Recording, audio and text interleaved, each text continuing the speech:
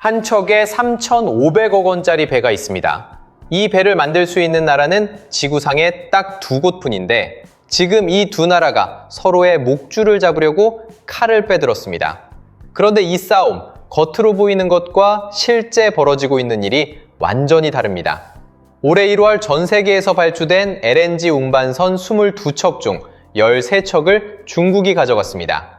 비율로 치면 60%, 한국은 9척에 그쳤습니다. 숫자만 보면 한국이 밀리고 있는 것 같죠? 그런데 이 소식을 들은 한국 조선소 3곳의 반응이 이상합니다. 위기감에 떠는 게 아니라 오히려 웃고 있었습니다. 대체 왜 그랬을까요? 이 이야기를 이해하려면 LNG 운반선이 왜 특별한지부터 알아야 합니다. LNG, 쉽게 말해 천연가스를 영하 163도로 얼려서 부피를 600배로 줄인 겁니다. 이래야 배에 실을 수 있거든요. 문제는 영하 163도면 철도 종이처럼 찢어지는 온도라는 겁니다. 이 극한의 추위를 견디면서 수만 킬로미터를 항해해야 하니까 사실상 바다 위를 떠다니는 초정밀 냉동금고인 셈이죠. 온도가 조금만 올라가면 가스가 기화되면서 탱크 압력이 치솟고 한 번의 사고가 수천억 원의 손실로 이어집니다. 그래서 전 세계 해운사들은 이 배를 주문할 때 가격보다 기술과 신뢰를 먼저 봅니다. 아무리 싸도 검증 안 된 조선소에는 맡기지 않는다는 뜻이죠. 한국은 이 시장을 수십 년 동안 지배해 왔습니다. 2018년에는 전 세계 LNG선 발주의 98%를 한국이 싹쓸이했습니다. 사실상 독점이었죠. HD 현대중공업, 한화오션, 삼성중공업 이 세 곳이 바다 위에 냉동금고를 만드는 기술을 사실상 독점적으로 보유하고 있었습니다. 그런데 이 철옹성에 균열이 생기기 시작합니다.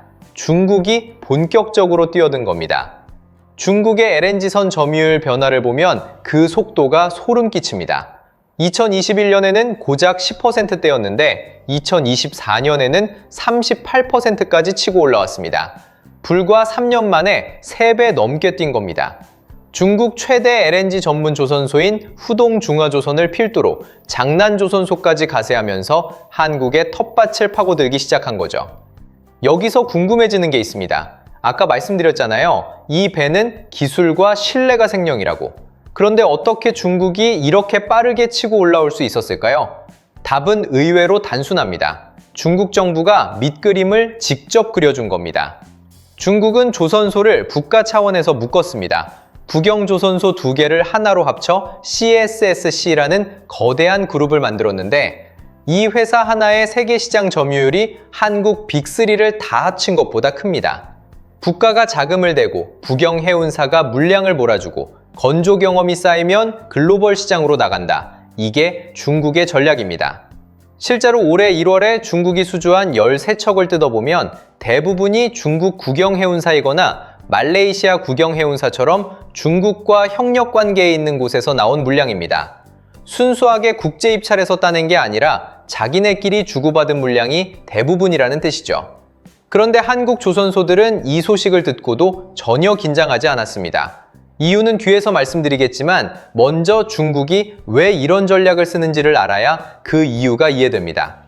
LNG선은 아무리 잘 만들어도 실제로 바다에 띄워서 운항해봐야 진짜 실력이 드러납니다. 중국은 자국 해운사에 먼저 배를 줘서 혹시 문제가 생겨도 내부에서 조용히 처리하겠다는 계산입니다. 일종의 품질 테스트를 자기네 울타리 안에서 하겠다는 거죠. 그런데 바로 이 지점에서 중국의 약점이 드러납니다. 후동중화조선이 만든 LNG선에서 같은 유형의 고장이 2번 터진 겁니다. 2018년 호주에서 중국으로 향하던 배가 추진 개통 이상으로 바다 한가운데서 멈췄습니다. 그리고 2023년 말 그 자매선마저 호주 항만에서 전력 개통이 통째로 나가버렸습니다. 터미널이 막히면서 다른 LNG선 3척의 일정까지 줄줄이 밀렸고 호주 당국은 6달짜리 입항 금지 조치를 내렸습니다.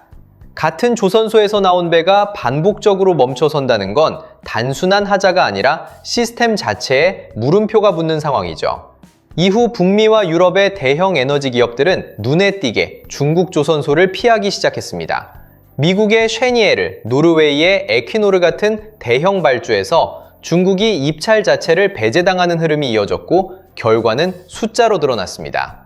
2025년 전 세계에서 발주된 LNG선 37척 중 32척을 한국이 가져갔고 중국은 단 3척에 그쳤습니다. 여기에 미국이라는 변수가 등장합니다. 트럼프 행정부는 중국에서 만들었거나 중국 해운사가 소유한 선박이 미국 항만에 들어올 때 수수료를 물리기 시작했습니다. 중국도 맞불을 놨지만 방향은 이미 정해졌습니다. 미국은 마스가, 그러니까 미국 조선업을 다시 위대하게 만들겠다는 정책 아래 중국 견제와 한국 조선소 활용이라는 두 가지 카드를 동시에 꺼내든 겁니다. 자, 그러면 다시 처음 질문으로 돌아갑니다. 올해 1월에 중국이 LNG선 22척 중 13척을 가져갔는데 왜 한국 조선소들은 묻고 있었을까? 첫 번째 이유, 중국이 저가로 물량을 쓸어 담을수록 중국 조선소의 건조 일정이 2029년에서 2030년까지 꽉 차버립니다. 빈자리가 사라지는 거죠. 그러면 앞으로 쏟아질 고부가 가치 발주, 특히 미국발 대형 프로젝트는 한국 조선소로 올 수밖에 없습니다. 삼성중공업은 실적 발표에서 이렇게 말했습니다. 중국 조선소들의 건조 일정이 소진되고 있으니 미국 물량의 수혜는 한국이 가져올 것이라고요. 두 번째 이유, 가격 협상력입니다. 중국이 빈자리를 채우면 채울수록 전 세계에서 LNG선을 만들 수 있는 여유 공간 자체가 줄어듭니다. 배를 주문하고 싶은 해운사 입장에서는 선택지가 좁아지는 거죠. 한화오션은 중국이 소화할 수 있는 물량 이상으로 발주가 쏟아지면 한국 건조 가격이 중국과 따로 놀게 될 것이라고 전망했습니다. 쉽게 말해서 중국이 아무리 싸게 팔아도 한국은 자기 가격을 받을 수 있는 위치에 선다는 겁니다. 올해 전 세계 LNG선 발주 전망이 80척에서 100척입니다. 지난해에 37척에서 2배 이상 뛰는 건데 여기에 카타르의 초대형 발주까지 예정돼 있습니다. 수십 척 규모입니다. 미국발 대형 프로젝트들까지 합치면 물량은 더 불어납니다. 2025년에 최종 투자가 결정된 전 세계 LNG 액화 설비 용량이 연간 8,400만 톤 규모인데 이 중 절반 이상이 미국에서 나왔습니다. 보통 100만 톤을 운송하는데 배 한 척이 필요하지만 미국에서 아시아까지는 거리가 멀어서 2척에서 3척이 필요합니다. 대서양을 건너고 태평양을 가로지르는 먼 항로가 오히려 한국 조선소에는 더 많은 주문으로 돌아오는 셈이죠. 하지만 한국이 마냥 여유를 부릴 수만은 없는 약점이 하나 있습니다. 바로 프랑스입니다. LNG선의 심장이라고 할 수 있는 화물칸, 영하 163도를 견디는 그 초정밀 냉동금고의 설계 기술은 프랑스의 GTT라는 회사가 독점하고 있습니다. 한국 조선소가 배를 한 척 만들 때마다 선가의 약 5%를 기술 사용료로 GTT에 내야 합니다. 지난 30년 동안 한국이 이 회사에 낸 돈이 7조 4천억 원이 넘고 앞으로도 3조 원을 더 내야 합니다. 재주는 한국이 넘고 돈은 프랑스가 챙기는 형국인 거죠. 한국 조선업계가 화물칸 기술 국산화에 사활을 걸고 있는 이유가 바로 여기에 있습니다. 이 전쟁의 본질은 단순한 가격 경쟁이 아닙니다. 중국은 국가 차원에서 자국 해운사를 동원해 건조 실적을 쌓고 그 경험을 무기로 글로벌 시장에 진출하려 합니다. 한국은 수십 년간 쌓아온 기술과 신뢰, 그리고 미국이라는 지정학적 동맹을 지렛대 삼아 고부가 가치 영역에서 독보적 지위를 지키려 합니다. 한쪽은 물량으로, 한쪽은 기술로 싸우고 있는데 그 사이에 미국의 중국 견제 정책과 중동 에너지 대국들의 천문학적 투자가 변수로 작동하고 있는 겁니다. 결국 이건 배를 누가 더 많이 만드느냐의 싸움이 아닙니다. 배 한 척에 실린 가스가 도착지에 난방을 켜고 공장을 돌리고 도시에 불을 밝힙니다.